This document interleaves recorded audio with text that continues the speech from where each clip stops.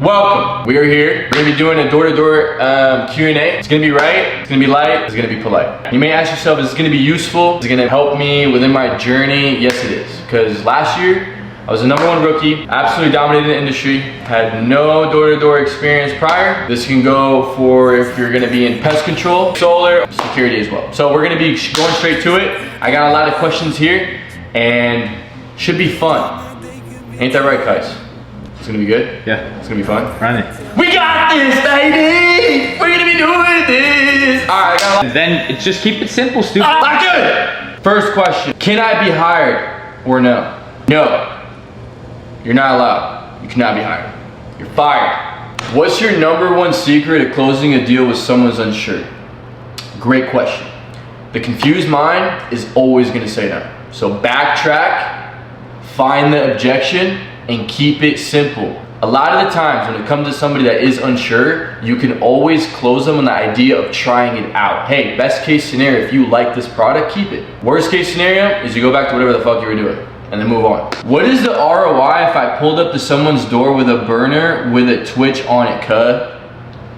What do you think separates someone who sells 50 account and someone who sells 150 account plus? When it comes down to being a high performer, it becomes something that's not even about sales. It's everything that you do outside of the door. So for somebody that's coming in and doing 50 sales, they probably have like a really shitty diet, really shitty lifestyle. They're like hanging out on the weekends, doing things that don't even get to do with their craft.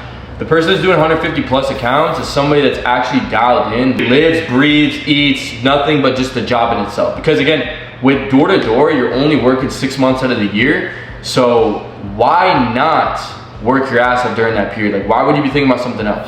If you're on Tinder, Hinge, doing all this different shit, if you guys are doing this bullshit, you're just here to make a quick buck. Top performers understand that the consequences of doing all this stuff is gonna make them a whole lot of money, but again, it's focused on other things, such as like your morning routine, gym, diet, the people that you surround yourself with, etc., etc. So, something to keep in mind. Question for your YouTube channel. What's your day-to-day routine in the summer/preseason that you think gives you an edge over anyone else in the industry? Again, this ties back to what I was talking to before. However, at least for me, I am doing the exact same thing every day. If I have a meeting at 10, I am getting enough sleep, or I'm getting at least 7 to 8 hours of sleep, waking up at 7, I have my clothes ready, everything is set up in the right place, I get up, brush my teeth. What is a mouth scraper? I'm using my tongue scraper, thank you guys. You're welcome. And then I'm walking out the door and I'm probably grabbing my raw organic milk, putting some cacao in there with a little bit of maple syrup, drinking my chocolate milk, and I'm busting out the door, hitting the weights, and then right after I'm done, I hit the sauna, do my little polite dance in there, breath work, meditation, I visualize the day, and then power go to meeting and go straight out to area. Simple, that's literally my routine. And I think that's what separates me from a lot of people that I was competing with last year, so moving on. How do you go about finding pest reps to recruit?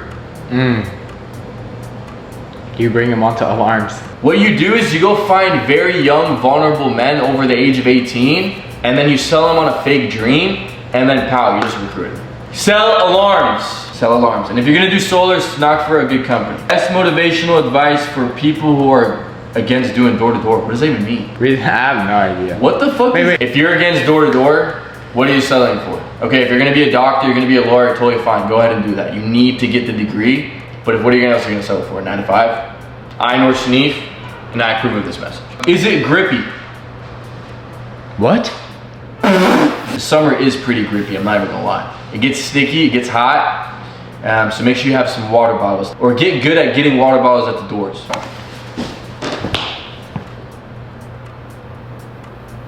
Next question. How do I stay consistent in my life?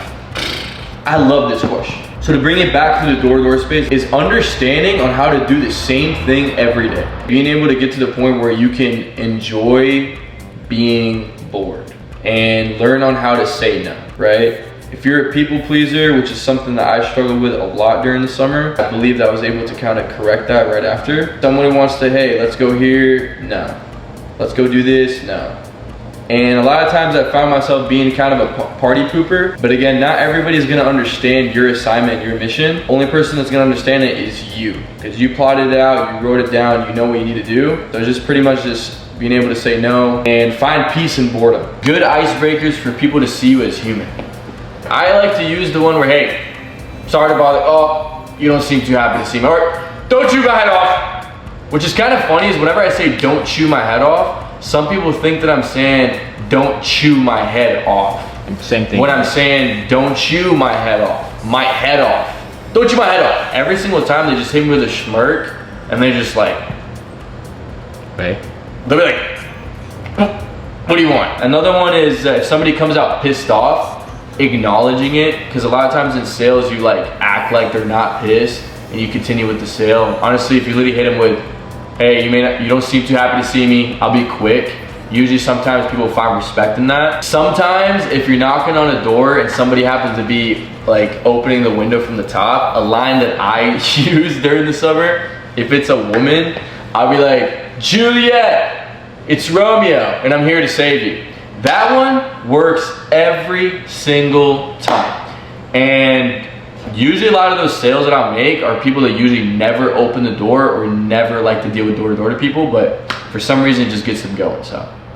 Yep. How do you choose the right person to follow as an entry-level rep in the door-to-door industry? Guys, what does that even mean? I'm fucking right here, bro. What are you doing? What are you doing with yourself? If you're in another industry, I got the answers, Tony. I got the answers. I got them right here. Do you even understand what you're doing? What are you doing with your life? I got it right here. We're being polite, we're making money, and we're financially free, you stupid fuck! What the fuck are you doing? Was that good? Yeah, that was great. Yeah, that was good. Yeah. What's the best way to push past the hard financial moments while outselling? Bro, I am the master of this. There's not a single person in the door-to-door industry that's been able to outdo me in this category that we're gonna be talking right now, okay? A month before I found out about this opportunity, I took a $20,000 credit and was like, okay, I'm gonna go put myself in debt.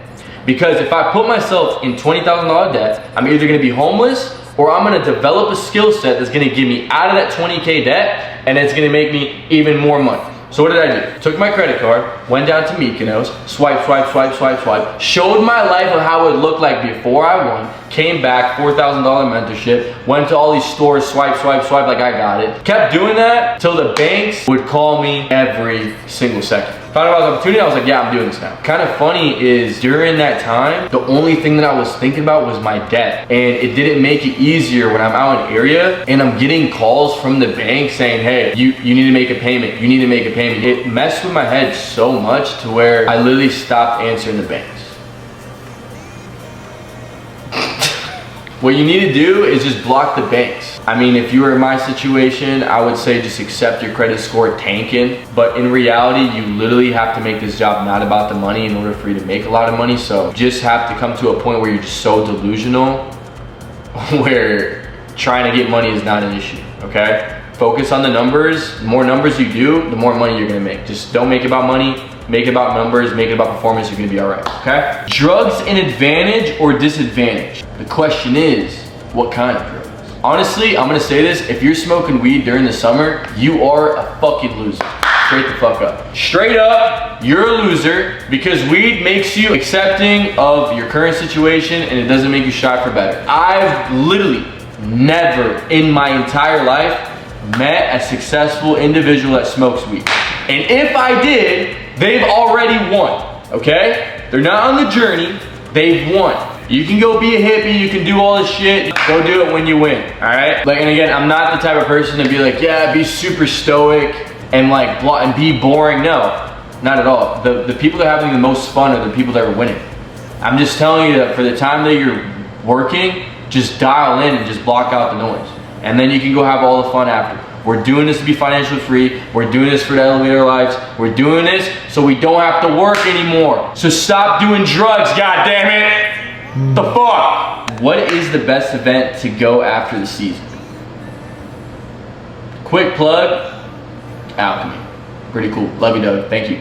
This question is coming from Zaid Abdullah. Love you, brother. What is key to getting on a roll? How does momentum work in door-to-door? Love this question. In the door-to-door space, the thing that's gonna strive you and make you an absolute beast is being on a heater. The same way that you go to the casino and you're playing blackjack, you're on the slot machine, and then out of nowhere, you're just tanking. There comes a point where you make that one win and you just absolutely win it all the time. Same thing with door-to-door. You're gonna go the first week, maybe you're gonna have a rough day the first day, you get lucky with your first sale. When you get that first sale, do not, and I repeat, do not get complacent. Do not sit on the curb. Do not call your mom and be like, oh my God, I just got a sale. Do not do that. Carry that momentum and move past the line to the next customer, because I promise you, your customers are gonna feel you're winning. Sales is nothing but an exchange of energy. If I went out there and I just made a sale with a customer, finished that, technician is on the way, my solar closer is on the way, my big poisonous truck is on the way, I am gonna go to the next door. Because when I knock, hey, sorry to bother, are you happen to be the homeowner? You know what, actually, fuck that, sorry to bother, I'm literally gonna say, Nor just helped out your neighbor right there. And then you go straight into your pitch. When you're doing that, like, the confidence that you're gonna have is like unmatched. And when you do that day, you carry it into the second day. Do not celebrate. Do not have super high highs. Do not have super low lows. Stay neutral, unfazed, carry the momentum on to the next, okay? Love you for that question. What do you feel like you do differently on a daily basis? How do you deal with burnout? Bro, these questions are so good. I feel like what I do differently is obviously I do the same thing every day. I would say for me, something I kept in mind last year when I was performing is I just knew every single time when I was doing my morning routine that nobody was doing it better than I did. And that kind of pushed me to go even harder on when I would sit down and meditate, when I was doing my breath work, when I was writing down my goals every day to keep me sharper. I feel like I always thought about my competition, but not to the point where I would look right like that one guy from looking at Michael Phelps during the race. I'm focused on myself, but I never blocked out the noise that other people were coming from my head. And how do you deal with burnout? Summer goes from April 15th all the way to August 30th. And then we have something called extension. Extension is when the dogs stay. Everyone else kind of goes home, whatever. I stayed in the extension. I plan on staying in the extension. But during that period, like for my story at least, I already was top rookie. I was like 30 accounts ahead of my competition. I was on Dream Team top 1% within the door-to-door space. I was on all the podcasts. I literally did everything that I wanted to do as far as the things I wrote down before I did this job. So I got to a point where I was like, I didn't even need to work anymore. However, they had a double bump during that period of I think 18 sales, and I felt burnt out. But again, I feel like when you have such a strong why, when it's not about the money, it could possibly not even be about the job, that is what will make you push past the lines. When you have such a great why, it's scary. For your competition, including like all the tasks that you're like attacking, nobody's gonna have everything on you, bro. Why not solar? I'm gonna be completely honest with you guys. I think that solar is great. There's not really a good reputation when it comes down to like people really getting the benefits of everything that goes through. It's much more of like a financial risk than alarms. There's so many sob stories about people not getting paid out. For me, I think solar is really great. Pest control, selling alarms is just much more consistent money. I think that the company that I'm currently at, which is Vivint, is just a great place for you to build. I have some friends that are over at Sunrun. I have a lot of people in my DMs trying to recruit me over to solar. Seeing this, not gonna fucking happen. If you're hitting me up from Pest, brother, just quit. Just stop. I'm not gonna take money up front. I'm not gonna take your offer. And I'm not gonna go sell poison. It's not gonna happen, okay? I don't like that. How many baddies have you pulled on the doors? Woo! What do you think? Fucking zero, bro. I think every single customer that was kind of intrigued by me ended up just buying. I always keep it professional. Just remember, don't shit where you sleep. Question, what's your go-to line with no soliciting? I did 178 accounts last year, and I probably sold 15 no soliciting signs, and they were by accident. crazy. I don't knock no soliciting signs. I'm just now starting to knock no soliciting signs. I'm literally going up to the door and be like, just ignoring that it's there. Or if they do say, oh, it's no soliciting sign, and be like, yeah, I'm assuming you probably get a lot of annoying sales guys like me, and just moving forward with it. What we do is we provide a panel, like with Vivint, we have like a panel that shows the person that comes up to your door. So I'll probably say that we have a no soliciting panel coming up. Just because you're a rookie, bro, you can't be giving out advice. Just because there's a goalie doesn't mean you can't score. Don't forget that. What does that even mean? There's a soliciting site. Just because there's a goalie doesn't mean you can't score. That was actually fire, bro. Come give me some. Come here. Come give me some. Come give me some. I was proud of you. I'm proud of you, bro. Here. Just gonna call this out for all of Vivint, because I know for a fact that every single person is gonna see this. #1 rookie, and he's coming for your fucking head. Ah! He's gonna come take your will. You're gonna be sitting in your room, and you're gonna write down your little goal. Oh, I wanna be top rookie. I'm gonna make 200 caps. I'm gonna do this.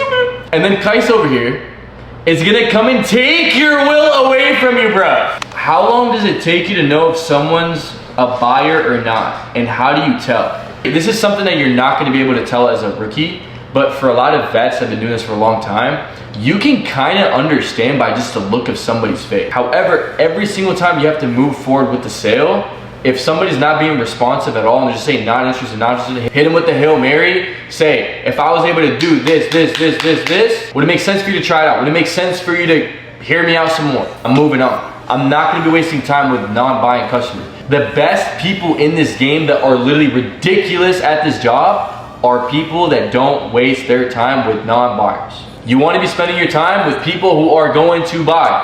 You spend all this time in the morning elevating your energy for you to put that on people who are buying so they can have the best experience. So you can provide them with that fresh breath of air feeling that you are so abundantly ready to give out to people. If you're a rookie, you're just gonna have to go through the motion of doors getting slammed in your face, wasting your time, getting heartbroken, okay? The same way that your first girlfriend back in high school broke your heart, there's gonna be a customer that's gonna break your heart. They're like, I want it. Give me this. Yup, I need it. I need it. Yup. Whoa, bam! I need to think about it. Oh, you want to think about it, but when people say that, it's usually about the product. The price. You love the product. It's always the price, right? If I was able to get it at that price. No, I need to think about it. Oh, yep. You're just gonna leave. You're not gonna get that deal, and you're gonna hate him because you're like, he lied to me. But indeed, he did lie to me. But every single person, in order for you to become a man, you get heartbroken. Just how it is. You like that? Mm-hmm. That was good? Sam? You like that? I'm on a roll, baby. Let's move on. I think we just wrapped up. Bet. I think we just wrapped up. W video. Wait, what was the last question? We're gonna let this rookie, Kais, answer this question, even though you're not allowed to give out advice unless you've had a full summer and knocked and made a certain amount of money or a certain amount of cash. But we're just gonna do it for fun. We just wanna see what he has to say. Maybe it's gonna be a W, maybe it's gonna be an L, but I'll leave it for the chat down below to let us know. So hit us with the lines. Hit us with the lines. What was the question? How long does it take you to know if someone's a buyer or not, and how do you tell? Okay. First of all, there's Mr. Curious and Mr. Serious. I'm Mr. Serious. I'm Mr. Bad Cop. You kind of figure out in the beginning, you know, if they're like window shopping or if they want you to leave a card. What's the biggest thing you would regret if this ended up happening? And that's the final objection. Let's say Mr. Noor, talking to him and he's like, just looking around, I don't know. I'm gonna ask him, dude, what's like your biggest fear if this actually went through? Boom! Pow! Pow! Crazy. Unreal, dude. We're here making sales, dude, while you're at your 9 to 5. While we make your entire salary in 6 months, dude. I, dude, am great, dude.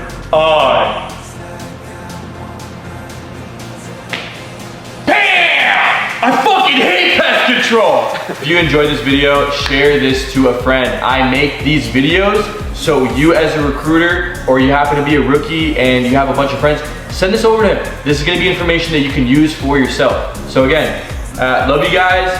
Drop down in the comments what you guys wanna see next, because I'm planning on doing a lot of door-to-door content, right at the doors, having some dude following around with a camera, etc., etc. Should be nice, should be right, and it's gonna be polite. Love you guys, and I'll see you guys later.